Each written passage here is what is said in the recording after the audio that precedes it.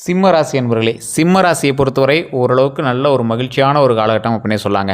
சிம்ம ராசியில் பிறந்தவர்கள் வெற்றியை மட்டுமே கையாளுவதில் மிகப்பெரிய வல்லுநர்கள் அப்படின்னு சொல்லலாம். சிம்ம ராசிக்காரங்களாம் இப்போ இருந்தீங்க அப்படின்னா உடல் ரீதியான விஷயத்தை மட்டும் கவனம் செலுத்திக்கோங்க. தண்ணி ரீதியான விஷயங்கள், அதாவது தண்ணி சம்மந்தப்பட்ட விஷயங்கள், ஆற்றுக்கிட்ட போகிறது, ஏறிட்டு போகிறது, விளையாடுறது, இந்த மாதிரி விஷயங்கள்லாம் கொஞ்சம் தவிர்த்துக்கணும்.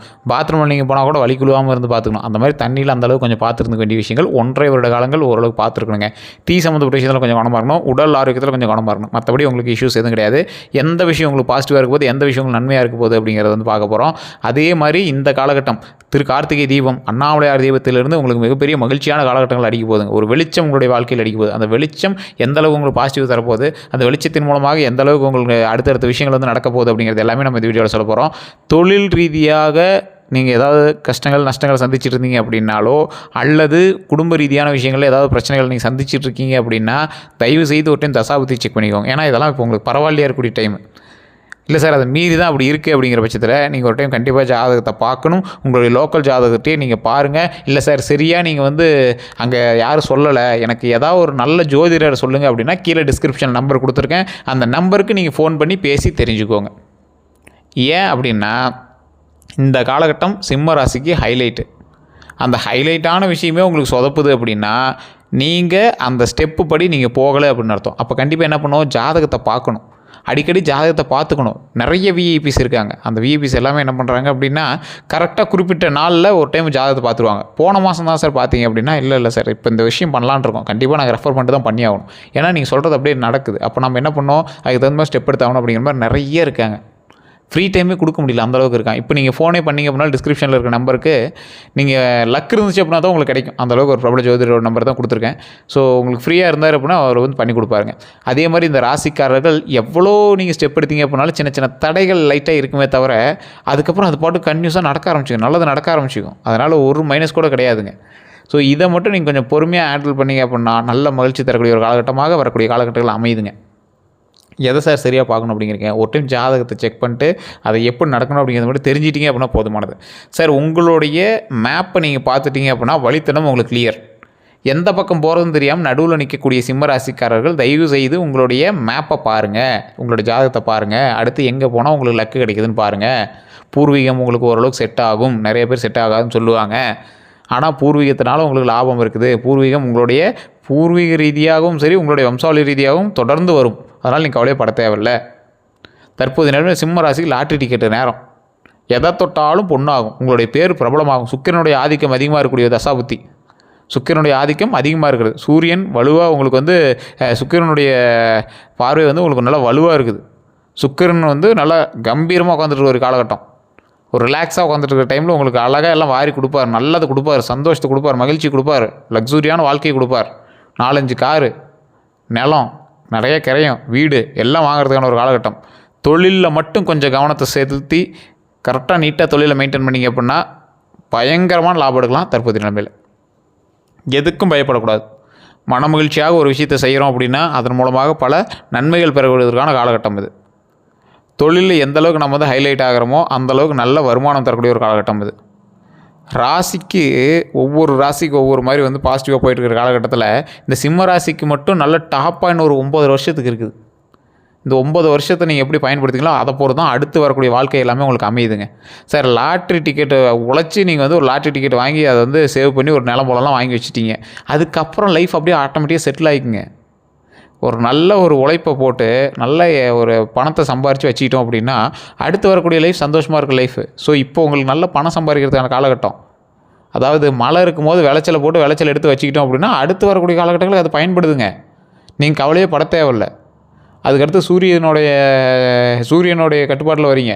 சூரியன் வந்து உங்களுக்கு உயர்ந்த ஒரு இடம், நல்ல ஒரு உயர்ந்த மகிழ்ச்சியான ஒரு இடத்த கொடுப்பாரு, நல்ல ஒரு லாபகரமான ஒரு இடத்த கொடுப்பாரு, அது நல்ல ஒரு கௌரவமான இடத்த கொடுப்பார். இப்போ இருக்கக்கூடிய இடம் லக்ஸூரியான இடத்துல நல்லாவே எடுத்து வச்சுக்கிட்டோம் அப்படின்னா அடுத்து வரக்கூடிய இடத்துல நம்ம அந்த லக்ஸூரி வச்சு நம்ம அப்படியே மெயின்டைன் பண்ணிகிட்டே வந்துடலாங்க வாழ்க்கை ஃபுல்லாக.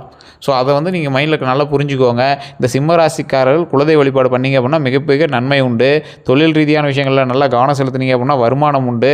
நல்ல நகை சேரக்கூடிய ஒரு காலகட்டம். நல்ல பொன் பொருள் சேரும். நல்ல ஒரு பணமும் அதே மாதிரி நகையும் சேரக்கூடிய ஒரு காலகட்டம். பேங்க்கில் நகை தான் மூட்டுருவீங்க, லேண்டு வாங்குவீங்க, 3-4 கிரையம் பண்ணுவீங்க, வீடு வாங்குவீங்க, ஒரு கடை கட்டுவீங்க, மண்டபம் கட்டுவீங்க. இந்த கடை மண்டபம்லாம் உங்கள் பேர்லேயே உருவாகும். அந்தளவுக்கு நல்ல வருமானம் தரும். தொழிலில் நல்ல முன்னேற்றம் கிடைக்கும். உங்களை எதிர்த்தவெல்லாம் உங்களை கையெடுத்து கும்பிடுவான். உங்கள் பேர் பிரபலமாகும். நல்ல ஒரு டிஜிட்டல் மீடியாவில் உங்களுடைய பேர்கள் வந்து நல்லா வலுவாகும். அதாவது கலைத்துறை சார்ந்து நீங்கள் செயல்படுறீங்க அப்படின்னா உங்களுக்கு நல்ல பாசிட்டிவ். நடிக்கிறதுக்கு ட்ரை பண்ணுறவங்க, கலைத்துறை சார்ந்து இருக்கிறவங்களாம் நல்ல ஒரு சூப்பரான ஒரு விஷயம் கிடைக்கும். இந்த ராசிக்காரர்கள் எவ்வளவு பெரிய ஆளானாலும் இந்த சுக்கிர திசையினால தான் நீங்கள் வந்து பெரிய ஆளானீங்க அப்படிங்கிற அளவுக்கு உங்களை வந்து உயர்த்தி கொடுக்கும். இந்த காலகட்டத்தை நீங்கள் பயன்படுத்தாமல் சும்மா உட்காந்துருந்தீங்க அப்படின்னா அது நீங்கள் உலகத்திலே பண்ணுற பெரிய முட்டாள்தனம்னு அர்த்தம்.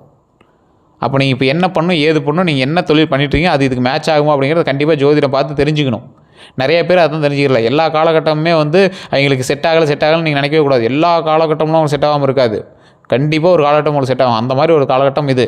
இந்த காலகட்டத்தில் நீங்கள் என்ன பண்ணால் உங்களுக்கு வந்து லைஃப் அமையும் அப்படிங்கிறத நீங்கள் வந்து ட்ரை பண்ணி செட் பண்ணிக்கோங்க. எந்த மாதிரி பண்ணணும், என்ன செய்தால் நன்மை உண்டு அப்படிங்கிறத அப்படியே ட்ரை பண்ணி ஃபிக்ஸ் பண்ணிக்கோங்க. அதன் மூலமாக பல நன்மைகள் உண்டு. அதை சரி பண்ணிட்டீங்க அப்படின்னா அதில் எப்படி லாபம் உண்டாக்கலாம் அப்படிங்கிறத நீங்கள் வந்து அப்படியே யூஸ் பண்ணிக்கலாம். சார், கடவுள் வந்து தலைவாழை இலை போட்டு சாப்பாடு போட்டு கொடுத்துருக்காரு. நீங்கள் சாப்பிட்றதும் இல்லை வீம்பு பண்ணிட்டு இருக்கிறதும் உங்களோட விருப்பம். அந்த மாதிரி தான். ஸோ ஓரளவுக்கு நல்ல நன்மையை அள்ளித்தரக்கூடிய காலகட்டத்தில் நீங்கள் இருக்கிறீர்கள் என்பதால் கொஞ்சம் பொறுமையாகவும் நிதானமாகவும் நீங்கள் செயல்பட்டால் மிகப்பெரிய நன்மை உண்டு. தொழிலில் நீங்கள் நினச்சி பார்க்காத அளவுக்கு வருமானம் இருக்குது. அதை நீங்கள் தொழில் நல்லா பண்ணீங்க அப்படின்னா இன்னைக்கு காலகட்டத்தில் நீங்கள் பார்த்துருக்கீங்க அப்படின்னா சின்ன சின்ன தடைகளை சந்திச்சிருப்பீங்க. இந்த வீடியோ நீங்கள் பார்த்துருக்குற நீங்கள் சின்ன சின்ன தடைகளை சந்திச்சிருப்பீங்க. சார் நீங்கள் சொன்ன அளவுக்குலாம் ஒன்றும் இல்லையே சார் அப்படிங்கிறவங்க கண்டிப்பாக ஜாதகத்தை பாருங்கள் சார். தயவுசெய்து ஜாதகத்தோட்டையும் செக் பண்ணிட்டு நீங்கள் அடுத்த வாய் பேசலாம் சார். ஏன்னா சின்ன சின்ன தடைகளை தாண்டி தான் வருங்கிறது சிம்மராசியோடைய பொருள். தடைகளை பார்த்தோன்னா நீங்கள் பயந்து ஓடி போயிட்டீங்க அப்படின்னா நீங்கள் தான் முட்டாள். அதுக்கப்புறம் உங்களுக்கு நன்மை இருக்குது. அதான் அந்த ஒவ்வொரு வீடியோவில் காட்டுவாங்கல்ல, ஒருத்தன் நோண்டுவான், வயிறம் பாதி தூரம் வரும், தண்ணி வந்துருச்சு, இல்லை ஏதோ ஒரு கல் முள்ளுலாம் இருக்குன்னு நினச்சி பயந்துட்டு போயிடுவான். அடுத்த ஆள் வருவான், அந்த இடத்துல நோண்டுவான், உள்ள இருக்கிற வயிறத்தை எடுப்பான். ஸோ அந்த மாதிரி தான் உங்கள் முயற்சி விடாதீங்க. இல்லையா அதில் வேறு ஏதாவது ஒரு ஸ்ட்ராட்டஜியாக யூஸ் பண்ணுங்கள். ஸோ ஒரு வைரத்தை தேடி போகிறீங்க, ஒரு படிக்கட்டு ஏறுறீங்க, இன்னும் தூரமாக போகணும்னு நினச்சிட்டு திரும்பி போகிறதுக்கு பார்ப்பீங்களா, இன்னும் கொஞ்சம் தூரம் ட்ரை பண்ணி நடக்கிறதுக்கு பார்ப்பீங்களா? ஸோ ஓரளவுக்கு ஸ்டெப் எடுங்க. அதில் ஒரு வினோதமான ஐடியாஸை க்ரியேட் பண்ணுங்கள். சார், உங்களை பொறுத்த வரைக்கும் ஐடியாலஜி தான் இதுக்கு மேலே வேலை செய்யும். எந்த அளவுக்கு உங்களோட ஐடியாஸ் நீங்கள் வந்து மெயின்டைன் பண்ணுறீங்களோ அந்த அளவுக்கு ஐடியாஸ் வந்து உங்களுடைய லைஃப்பில் மிகப்பெரிய முன்னேற்றத்தை கொடுக்கும், மிகப்பெரிய முன்னேற்றத்தை கொடுக்கும். தொழிலில் நல்ல லாபம் கிடைக்கணும் அப்படின்னு நீங்கள் நினைக்கிறத விட தொழிலில் லாபம் கிடைக்கிற அளவுக்கு நீங்கள் உழைப்பை போடுங்க, அந்த அளவுக்கு ஐடியாலஜி போடுங்க. உங்களுடைய ஐடியாஸ் மட்டும்தான், உங்களுடைய க்ரியேட்டிவிட்டி மட்டும்தான் உங்களை வந்து மேலே கொண்டு வரும். சிம்மராசிக்காரர்கள் உறங்கி கொண்டிருந்தால் ஒன்றும் பண்ண முடியாது. சிம்மராசிக்காரர்கள் எழுந்து நின்று அதற்காக போராடினால் நடக்க ஆரம்பிச்சிங்க அப்படின்னா இதுக்கு மேலே வெற்றி தான் சார், கவலையப்பட தேவையில்லை. அதே மாதிரி திருமணம் ஆகாமல் இருக்கிறவங்க திருமணம் கைகூடி வரக்கூடிய ஒரு காலகட்டம். படிப்பு சம்மந்தப்பட்ட விஷயங்கள் நல்ல ஒரு சூப்பராக இருக்குது. ட்ரை பண்ணுங்கள். ட்ரை பண்ணால் உங்களுக்கு நடக்கும். படிப்பில் மட்டும் நல்ல மேன்மைக்கு வந்துட்டீங்க அப்படின்னா உங்களோட லைஃப் வேறு லெவலில் இருக்கும்.